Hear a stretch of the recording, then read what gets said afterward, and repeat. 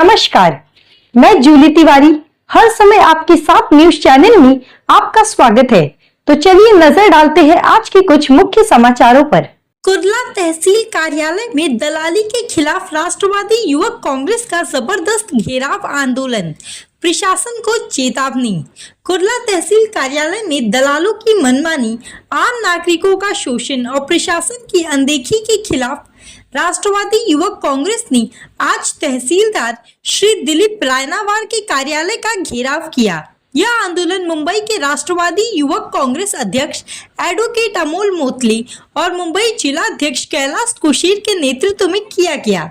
तहसील कार्यालय में अधिवास प्रमाण पत्र, उत्पन्न का प्रमाण पत्र और वारस जांच जैसे महत्वपूर्ण दस्तावेज प्राप्त करने के लिए आम नागरिकों को महीनों तक परेशान होना पड़ता है, लेकिन दलालों के जरिए ये काम सिर्फ 2 दिनों में कैसे हो जाती है। इस सवाल को उठाते हुए एडवोकेट अमोल मोतले ने प्रशासन पर गंभीर आरोप लगाए। उन्होंने कहा 40 रुपए में मिलने वाले प्रमाण पत्र के लिए जानबूझकर आवेदनकर्ताओं को परेशान किया जाता है, यह स्पष्ट है। वे आगे कहते हैं कि नेटवर्क नहीं है, बिजली नहीं है, वरिष्ठ अधिकारियों के आदेश नहीं है जैसे बहाने बनाकर नागरिकों को वापस भेज दिया जाता है, जबकि दलालों के जरिए कोई परेशानी नहीं होती। यह सब प्रशासन की मिलीभगत के बिना संभव नहीं हो सकता। उन्होंने यह भी स्पष्ट किया, इस आंदोलन के दौरान कई मांगे की गई, जिसमें तहसील कार्यालय में सभी दलालों पर तुरंत प्रतिबंध लगाने, अधिवास, उत्पन्न और वारस जांच जैसे प्रमाण पत्रों की प्रक्रिया 15 दिनों के भीतर पूरी करने के लिए कड़े आदेश देने, कर्मचारियों और अधिकारियों की लापरवाही की जांच करके दोषियों के खिलाफ कड़ी कार्रवाई करनी और दलालों के खिलाफ विशेष अभियान चलाने की मांग की गई। एडवोकेट मोतले ने चेतावनी दी कि अगर तहसीलदार कार्यालय ने उचित कदम नहीं उठाए तो हम वरिष्ठ प्रशासन और लोकतांत्रिक तरीकों से आंदोलन को और तेज करेंगे। तुम्ही आज तहसील कार्यालयात घुसून एक रेड कार्ड दिलं तहसीलदारांना, काय प्रकरण आहे नेमकं?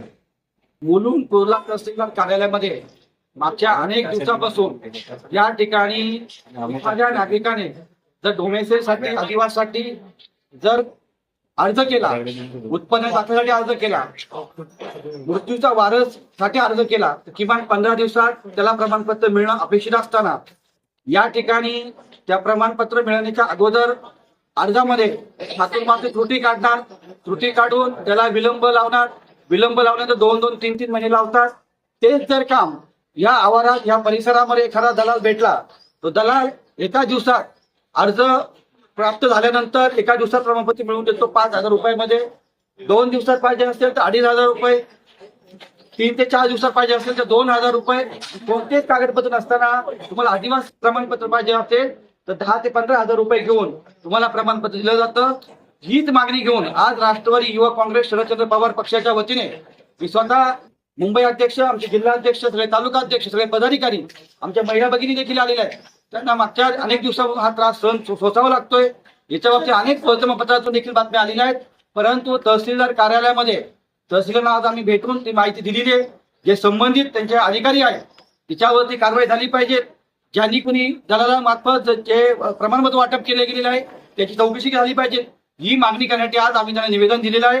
आणि मी स्वतः 2022 पासून आतापर्यंत आरटीआयच्या अंतर्गत माहिती टाकून दलालामार्फत किती अर्ज प्राप्त झाल्यानंतर किती दिवसात प्रमाणपत्र दिलं गेलेलं आहे, ते कसं दिलं गेलेलं आहे याची देखील त्यांनी छाननी केली गेली पाहिजे।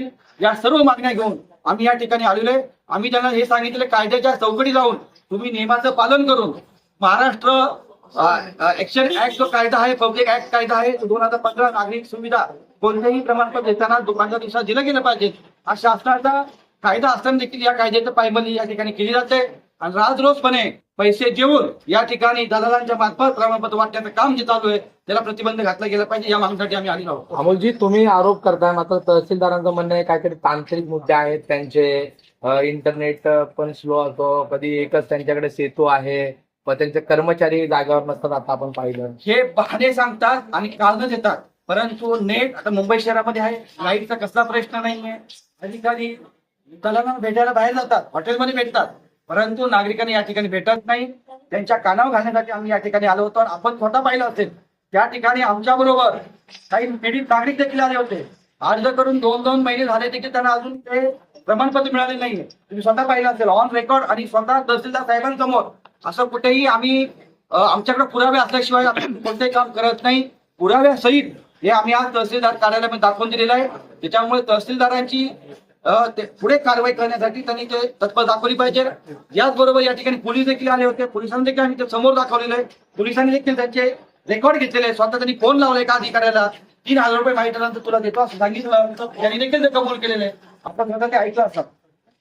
ठीक है. तो आज के लिए बस इतना ही। कल फिर मिलेंगे इसी समय इसी चैनल पर। तब तक के लिए मुझे दीजिए इजाजत। धन्यवाद।